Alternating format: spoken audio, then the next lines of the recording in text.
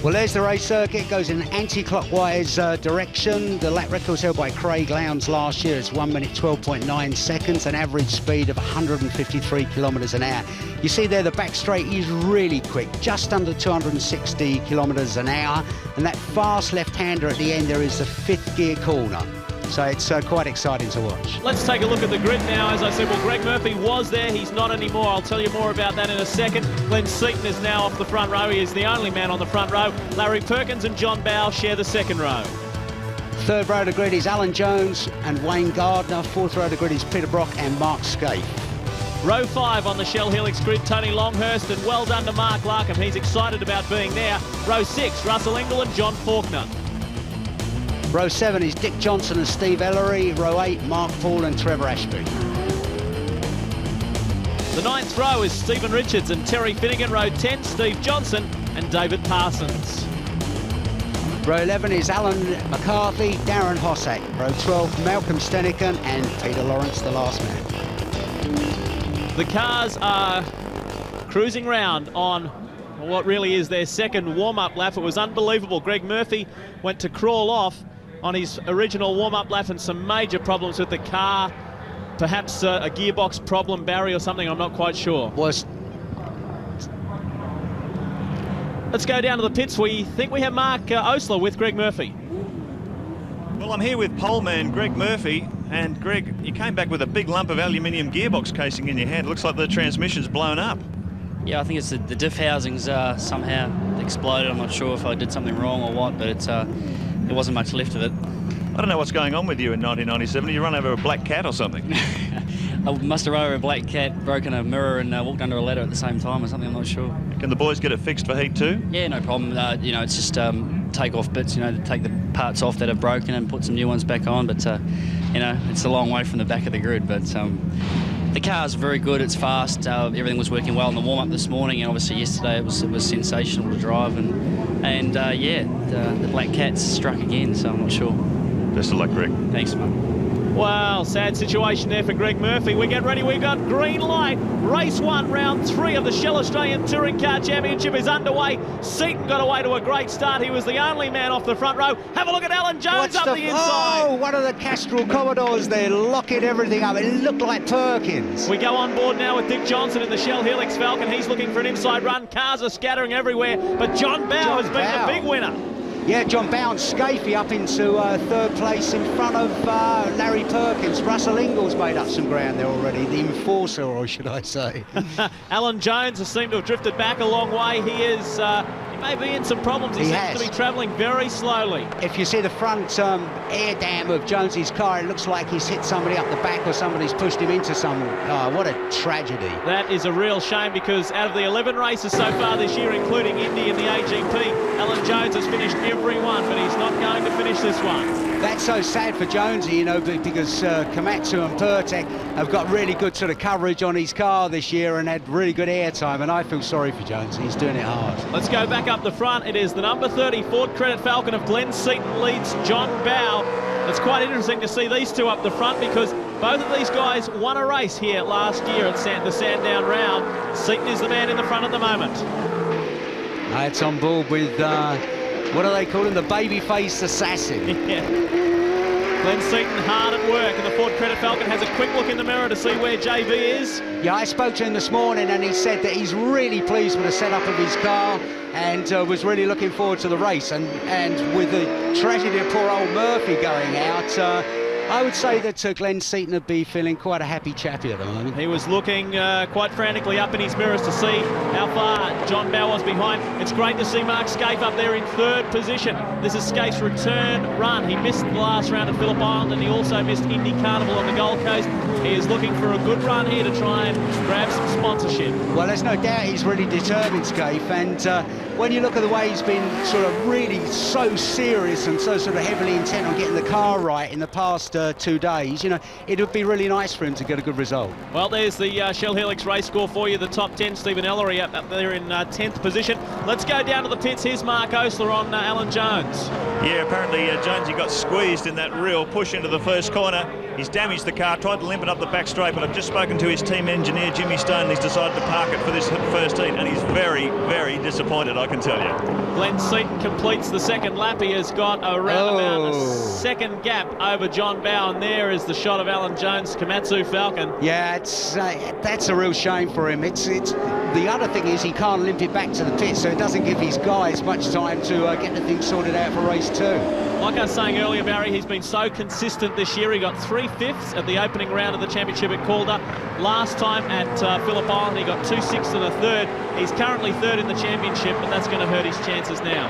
Unfortunately, that's the luck of the game. You see there, Brocky's making some ground there. It looks like he's going to shaping up for a go on Perkins. Larry Perkins sitting in 4th behind this man on screen right now. The sponsorless Mark SKAIFE has come back, the Gibson Motorsport Commodores. We watch Peter Brock now, who had some earlier problems in qualifying. Talking with team manager Jeff Gretsch, he said that Peter wasn't totally happy, but they sorted out a few little niggly problems, and he's not looking too bad now. Yeah, Brocky was saying that the thing understeers. For people that don't really understand it, that means you turn into a corner and basically the thing goes straight on. You know, like when you're on a wet road, you turn the steering and it just won't turn into the corner. And it's probably just about the worst thing you can have with a race car. Glenn Seton is really starting to open up a bit of a gap now. It was just under a second last time. It's creeping up towards 2 seconds now, the gap between Glenn Seton and John Bowe, who's sitting nicely in 2nd position. SKAIFE, Perkins, Brock, Ingall, Longhurst, Gardner, Johnson and Ellery, they are your top 10 at the moment. Lap 4 of 14, it has been reduced from 16 laps due to the stoppage with Greg Murphy earlier on. Yeah, Seton's definitely got the hammer down. He's half a second quicker at the moment, or just over half a second quicker than Bowe. And SKAIFE is lapping a fraction quicker than Bowe, so with any kind of luck for SKAIFE, he might catch JB up. Well, the drivers and teams say that Sandown isn't a tyre-sensitive place. And, well, the results so far speak for themselves. 3 different manufacturers in the top 3. You got Bridgestone, Dunlop and Yokohama. It's interesting when you see the big V8s bumping over the curbs. You see how stiff the chassis are of these cars. The idea of a good V8 or any touring car is to have a good stiff setup. You see when they bounce over the curb, the only thing that moves is the suspension. The chassis doesn't twist or anything. Well, there he is, the man that they are calling the enforcer, Russell Ingall. We go on board with the man of the moment. He currently leads the Shell Australian Touring Car Championship by 10 points over Glenn Seton. He qualified in 11th position and has already worked his way up to 6th. Yeah, it's hard work for Ingall because you can be as big an enforcer as you like, you know, to come back from that far on the grids. And plus the fact he's a bit of a marked man at the moment, Russell. You know, he's given a few people the occasional scattered tap. And I think, whoa, a little bit of opposite lock there. Maybe he's a bit of a marked man, put it that way. We ride with Russell Ingall, the number 8, Castrol Commodore, up the Holden back straight.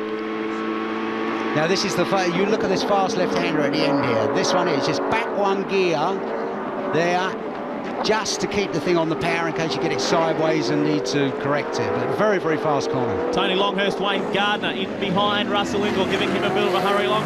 Gardner must have been a loser in that situation. Oh, see the rubber on the back of Ingall's car.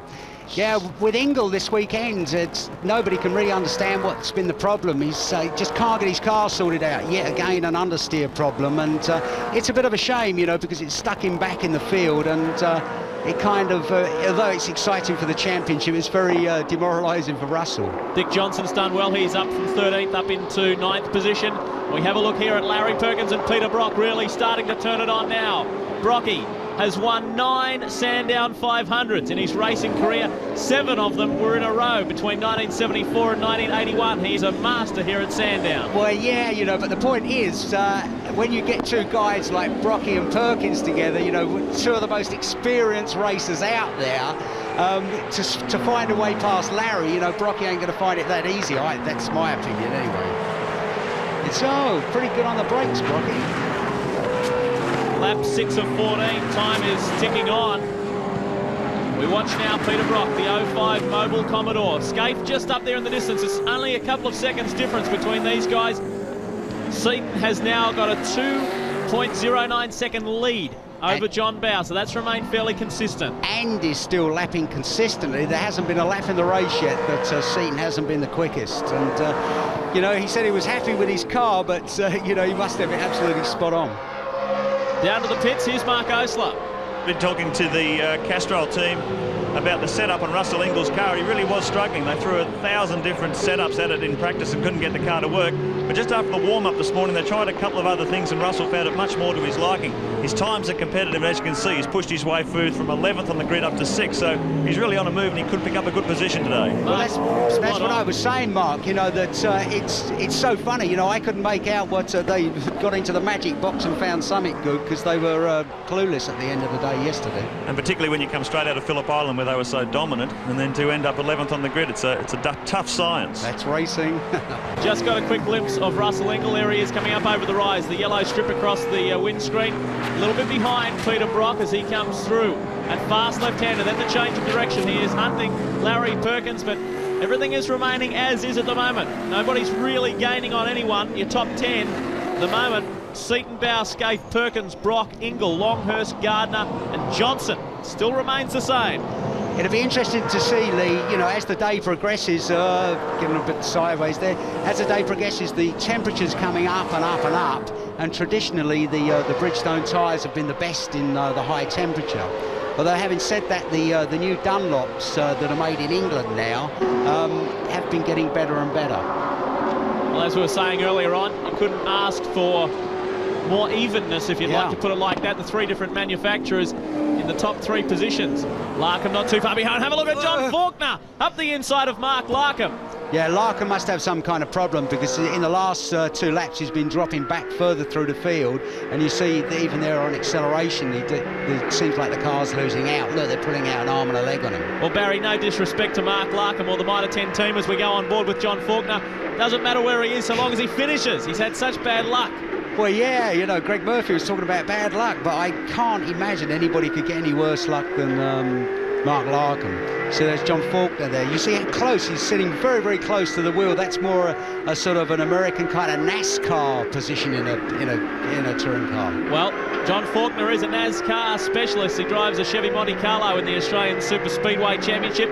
He's an ex-Australian Oscar champion, and he's one hell of a driver. This is only his 2nd season for the V8 Supercars in the Shell Australian Touring Car Championship, and he runs a very professional team, and he is on the hunt. He is the 2nd privateer at the moment, chasing out the man who just went through shot there, Mark Poole. Yeah, Stephen Richards now up into 11th place. Let's not forget about our race leader, Glenn Seton, still doing a great job. He is consistently lapping in the 1:13 brackets, just a little over a second off qualifying time off the lap record as well. So he's going extremely well up the front, but we watch the better electrical. Fisher and Peichel, Commodore of John Faulkner. He's got a bit of battle damage on the front left there. You can see he's come into contact with someone. We go back on board with Faulkner now. Yeah, I wouldn't be at all surprised. That's a point of view from his car. Now, have a look at this. Into this first corner, you're coming down from 260 down to 120 kilometres an hour. There's our Glenn. We go back to the Ford Credit Falcon. Glenn Seton, currently 2nd in the championship. He is 10 points adrift of Russell Ingall, but he's at the right end of the field this time round. We go on board. We watch him hard at work. Sandown traditionally hasn't been a very happy hunting ground for Seton. Here's a bit of trivia for you, Baz. The last time Seton won a round here at Sandown was way back in 1987, 10 years ago. I can remember that. Back in the days of George Fury, the Nissan Skyline days. It was a 1-2 that day. And we watch the rest of the field come on through. SKAIFE and Perkins. Perkins is really starting to put the pressure on SKAIFE now. Less than a car length in it, coming under brakes out of Simcoe corner onto the main drag. SKAIFE still maintains 3rd position. We've got 3 laps left to run. Yeah, but Larry Perkins, his lap, that previous lap was 3/4 of a second quicker than SKAIFE. So I don't know where he pulled that one out of the bag, but he's definitely trying hard. Perkins and Brock in the 113s, the rest of the field in the 114s in the top 10. Let's go down to Mark Osler. Yeah, it's just interesting watching Glenn Seton leading this race. He has had some problems with reliability in this championship so far. Don't forget the stuck throttle incident up at Surfers Paradise that really damaged his race car. And then he had that tail shaft failure at Phillip Island 2 weeks ago. I was talking to him yesterday and he said, boy, I hope we got these problems licked because we certainly got the speed. I don't think he'll ever forget them, Mark. Well, things are looking good for Glenn Seton. There's the Shell Helix race score for you. Seton, Bow, SKAIFE, Perkins, Brock. SKAIFE pulling out a little bit of ground on Perkins up the back section. Just what I was going to say. Okay, now you see how quick. Oh, but that's because of a back marker car. But I can't believe how slow Perkins' car is down the straight. You watch, they come onto the straight, and Perkins will be sort of 20, 30 feet wide. In fact, right up the backside of Mark SKAIFE. And then you watch as they come onto the straight, SKAIFE's car just pulls away from him, hand over fist. Mark SKAIFE, the Gibson Motorsport team, they were very happy with the speed of their car, and that's proving to be the case. We've got 2 laps left to run now as he pulls out on Larry Perkins down the main straight. Positions remain as is. Seton, Bow, SKAIFE, Perkins, Brock, INGALL in 6th position. Longhurst, Gardner, Johnson, and Stephen Richards is now in the top 10. So he has displaced Stephen Ellery. So things looking better as we watch this battle between SKAIFE and Perkins. I tell you what, Perkins is hot stuff on the brakes. Now look how close they are, Lee, and look at the end of the straight. I'm really surprised because Perkins generally has a really fast motor car. Tell you what, something else to have a look at, Barry. On the back right, just in front of the right rear wheel, there is a lot of black marks and a lot of damage on Perkins' car. Maybe as a result of that first corner incident that Alan Jones was caught up in as well. Have a look just in front of the rear wheel there. A lot of damage, a lot of black marks. He's right up on Mark SKAIFE now. Now, this is going to be it. We're coming round. The drivers will get the last lap board. So can Mark SKAIFE hang on? This is the return to V8 Supercars he was looking for. I said earlier, he missed Indy. He missed the last round at Phillip Island due to financial constraints. But this could be his successful return. It would be nice for him. If only Perkins could stay with SKAIFE down the straight. Now watch the gap there. And then as they get sort of 3 parts the way down, then Mark starts to pull out. You look at the amount that Perkins makes on the brakes here. Pretty good stuff, eh? Perkins really starting to reel Mark SKAIFE in, though he hasn't been able to get past the Gibson Motorsport driver. Still sitting in 3rd spot behind John Bow. He's doing very well, very consistent. They're still struggling from a front end, bit of front end grip. If you look at virtually every one of the top 10 cars has got a bit of panel damage on it. That first corner was just biff and barge. Distances have remained the same between, say, the top 5 or 6, Barry, so there's that gap opening up as Larry comes back hard on the brakes again. I think Mark, when you look at it, is just controlling it, you know, because he knows there's no sense in going all out and tearing the tyres to pieces and being a hero to pull out a second when he knows that for Larry to get past him, it's not going to be an easy task. Well, we've had 2 rounds so far in the Shell Australian Touring Car Championship. Glenn Seton has won 2 races. He is about to make it 3. This is round 3 for 97. Well done to the Ford Credit Falcon driver of Glenn Seton. He takes out race 1. He'll be delighted with that. Well done to him. It's a Ford 1-2. The Shell Helix Falcon of John Bow comes in for 2nd. Well done to Mark SKAIFE as well. He gets in there for 3rd. Perkins in for 4th. And Peter Brock rounds out the top 5. There's Glenn Seton just taking a drink. A well-earned drink as well. He has done extremely well. Just having a look in the mirror there. He puts his hand up, acknowledging perhaps there to JB and also to the crowd. He got a good round of applause as he came over the finish line. The great thing that always amazes me about Glenn, he's such a nice sort of quiet guy. Yeah, when you see him driving, he's hot. Let's check the final placings on the Shell Helix race score. Glenn Seton in for the win from John Bow, Mark SKAIFE, Larry Perkins and Peter Brock in for 5th. Yeah, in 6th place, Russell INGALL from Tony Longhurst, Wayne Gardner, Dick Johnson and Stephen Richards. Stay with us here on Network 10, your motorsport network. We'll be back with more.